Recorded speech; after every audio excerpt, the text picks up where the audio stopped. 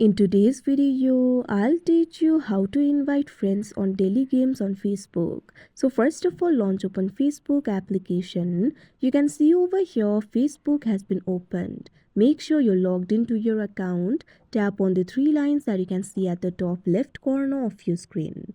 Now you'll be able to access various options over here. Tap on this option, see more. Now after you do that, right over here you'll be able to find this option for games. What you have to do is tap on it. Now you'll be led to the games interface. What you can do is tap on this option, daily games, that you can see on the screen. Now after you do that, you can see over here you'll be able to play the daily games. If you want to invite the friends, tap on this option, invite friends, that you can see on the screen. Now once you do that, you can see over here you'll be able to invite the friends. You'll be able to find various platforms over here.